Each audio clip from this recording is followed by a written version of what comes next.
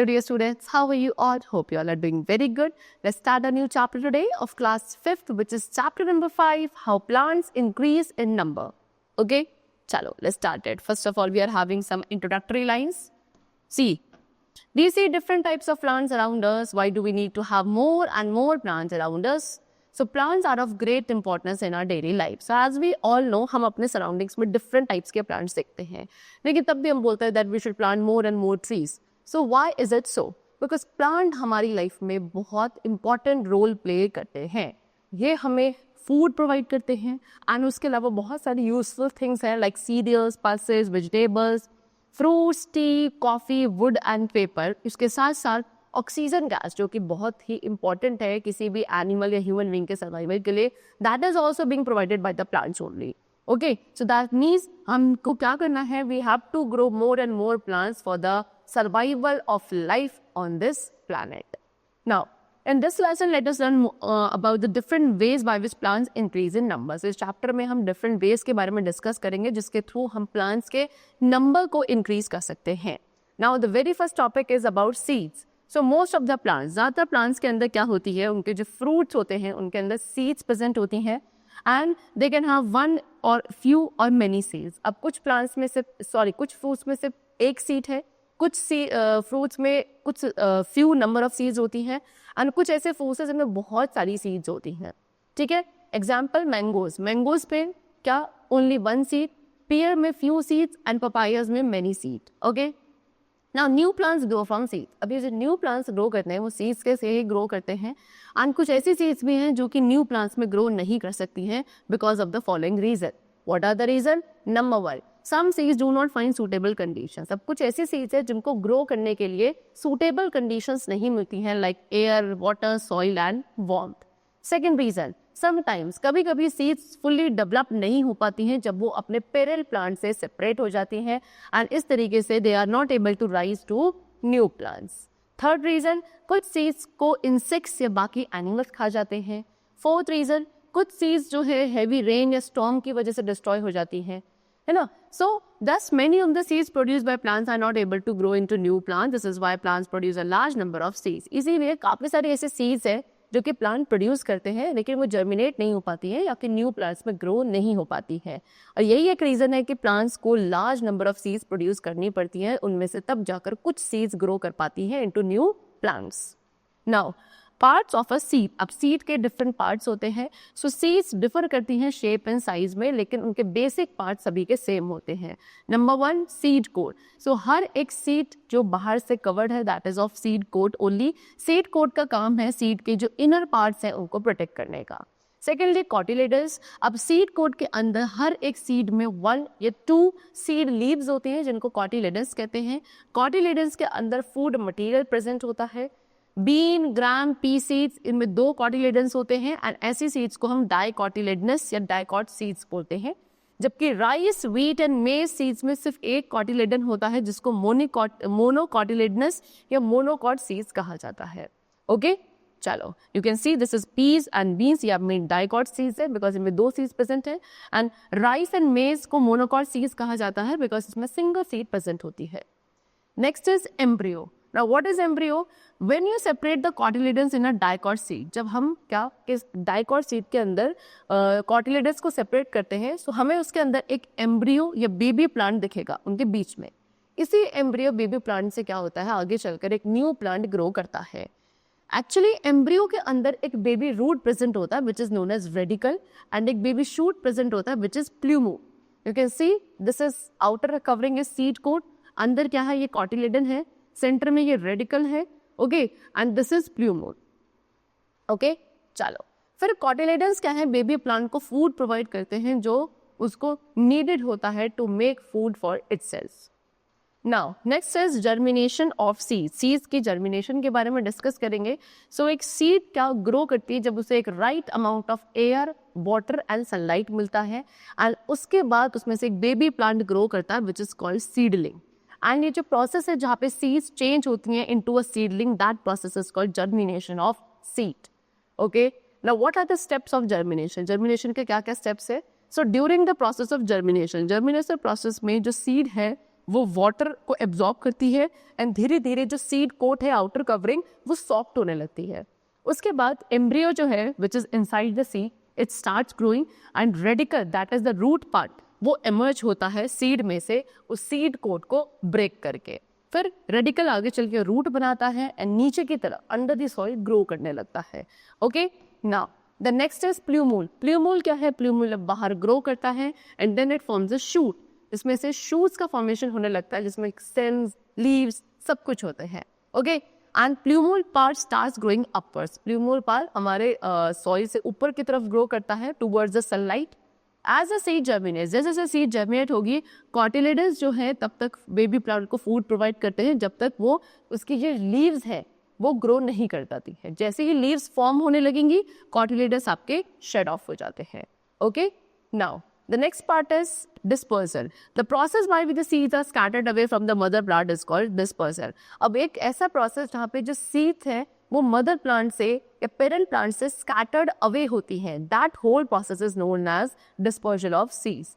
And जो ये process और डिस्पर्जल का ये कुछ एजेंट्स के थ्रू होता है like wind, water, animals, explosion. Okay, so in order to facilitate dispersal, so dispersal को फैसिलिटेट करने के लिए बाय डिफरेंट एजेंट्स बहुत सारी सीड्स एंड फ्रूट्स हैं जिनमें कुछ स्पेशल फीचर्स होते हैं. ओके, सो अब हम इन्हीं फीचर्स के बारे में डिस्कस करेंगे कैसे ये फीचर्स हेल्प करते हैं डिस्पोजल में आज जो मैकेनिज्म है डिस्पोजल का ऑफ ईच एजेंट.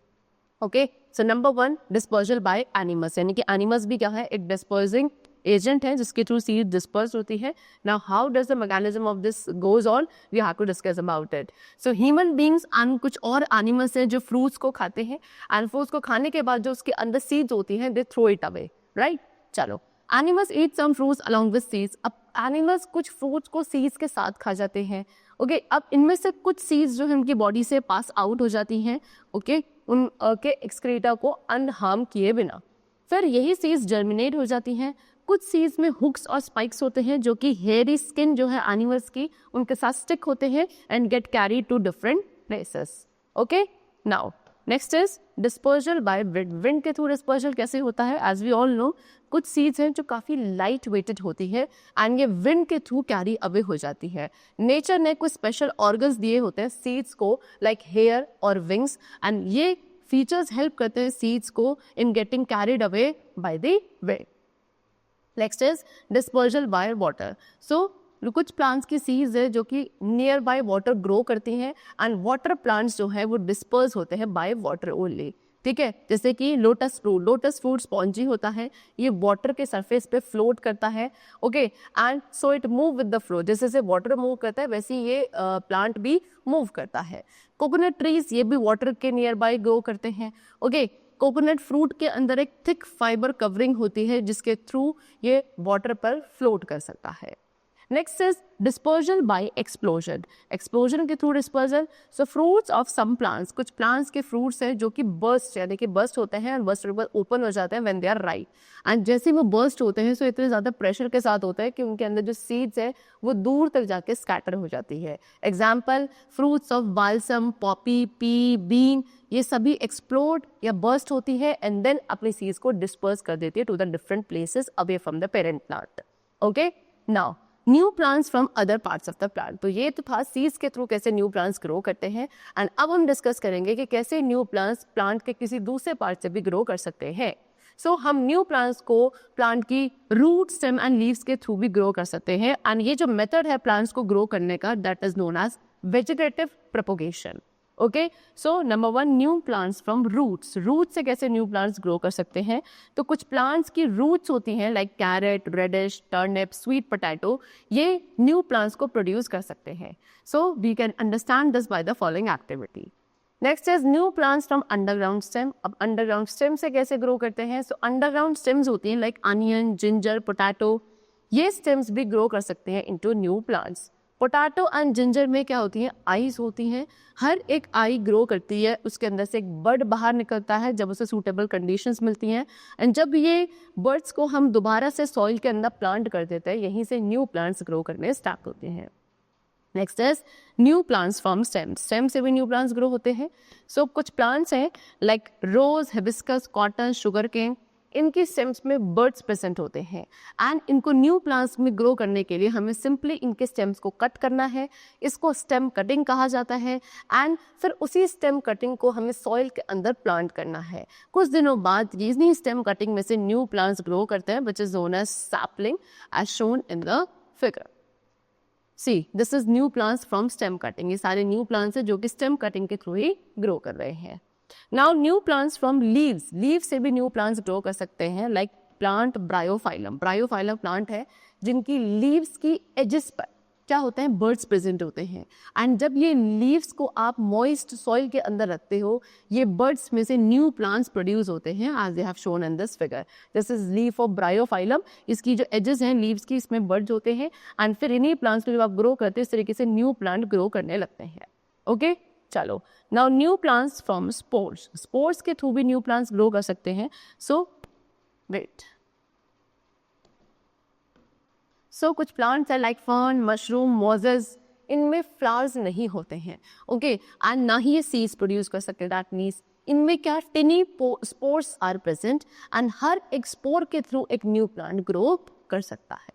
ओके चलो, now next the topic is agriculture. So plants need to be grown on a large scale to feed the entire population of a country. The practice of growing plants on a large scale is called agriculture. So हमें plants को grow करना पड़ता है एक बड़े scale पर भी so that हम पूरी country की population को feed कर सकें। So यही process जहाँ पे हम plants को grow करते हैं on a very large scale, this process is known as agriculture. Okay, so इसमें क्या हमें soil में manure add करना पड़ता है to increase the crop production. Okay, fertilizers होते हैं like urea, sulphur phosphate, ammonium sulphate, nitrate, ये सभी सॉइल में ऐड किए जाते हैं। हाउएवर लेकिन अगर हम इन केमिकल फर्टिलाइजर्स का ओवर यूज करते हैं सो इससे हमारी जो सॉइल है उसको हार्म हो सकता है एज वेल एज जो क्रॉप्स है वो भी हार्म हो सकते हैं। सो एक अच्छे एंड हेल्दी क्रॉप के प्रोडक्शन के लिए हमें कुछ रूल्स को ध्यान में रखना है, that is use healthy and ripe seeds. हमें हमेशा हेल्दी एंड राइपन सीड्स को ही सोइंग के लिए यूज करना है। सॉइल को प्रॉपरली प्रिपेयर करना चाहिए, सॉइल में मैन्योर्स एंड फर्टिलाइजर्स को ऐड करना चाहिए, सॉइल को इरिगेट करना है।